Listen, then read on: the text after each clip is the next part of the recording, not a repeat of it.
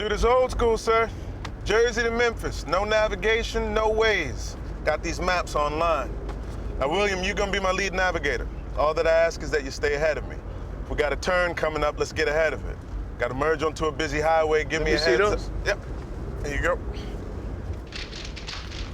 Hey! Hey, just drive, son. We'll get there. Just drive. It was wonderful because I think we both knew that we were going to be able to do some really great work. Sure. And it was exciting to think about that. But we also both knew that the way we work, once we're in it, it's like you open up and then stuff started to flood out. Man. Right. It was an intense, wonderful day. Like, it was, all I had to do was look into Ron's eyes, and I'm like, all right, we're here. We're locked in. We're making it happen. It was really nice to leave that, to go away from that and then actually do the road trip. That's right, to get on the plane and go another location. Absolutely, there was a real sense of joy being on location in Memphis and eating the barbecue. It was the best. Big up to Memphis. That was a great day. It was a beautiful day. It was wonderful. And the weather was nice that day. The weather was gorgeous. Weather was gorgeous, and we had so much freedom to play because John and Glenn, you know, they said, like, you know, just riff. That's right. So we went to the barbershop. The barbershop was riffing. We went to the thrift store. Riffing. And we riffed just on the street. Man. And so it's nice to see that some of those things actually made it into the episode. It was so jazzy, man, like a jazz improvisation. Right. Man.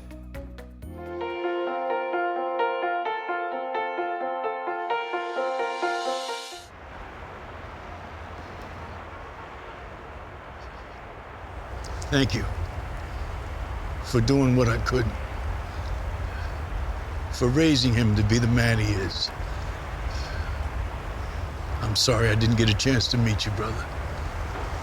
I would have liked to have heard that laugh. I would have liked to have met my son's father. And then getting to Jack, you know, and you having to go through that twice in your life as the character, to lose two fathers, you know? Yeah. And I think that was one of the feelings that William had, is to bond that idea so that his adopted father and biological father didn't have that much distance between his emotions. Sure. By going to where Jack was laid to rest, that little memorial spot kind of brought the two fathers closer. You know what I liked about the moment, too, is that we were, like, Randall has all these plans. He's got all these ideas of how things are supposed to go. And Williams is like, you know what, man? Like, you know, you want to see God laugh, like, show me your plans, you know what I'm saying? That's right. So we take a journey half day out of the way because you know from the beginning, this is it. Yeah, man. Right? Yeah. You wanted to go and pay your respects.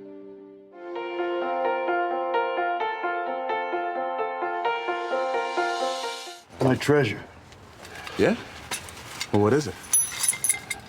A few toys and 3 quarters.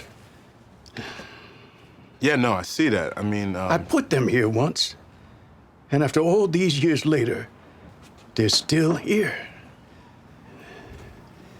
Isn't that something? Isn't that strange how the world sticks and moves like that? 3 quarters. It's just, I put it here one time, and it's still here. It's still here. You know? And I think there's something, like, it sounds really simple, but there's really something special about knowing that something that you placed is still in the world, right? And so you give me that, and then you give me poems, the book of poems that you've written for me. And we saw that book of poems in the past already when Rebecca went to go visit you as a young man. So, like, your whole life. He's been building on that. You know? That's right. I get to have it. Like, it's really profound, man. It is. Even the treasure moment, it's like almost like you could say he put you someplace, and then years later he comes back and you're still there. Sure. You, despite your anger, despite your resentment, when he opened that door the first time and saw you, that moment, it's like you're still here.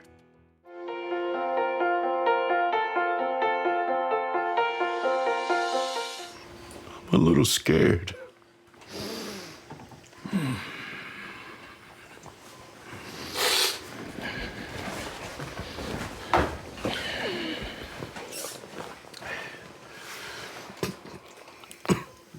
You're okay, Dad.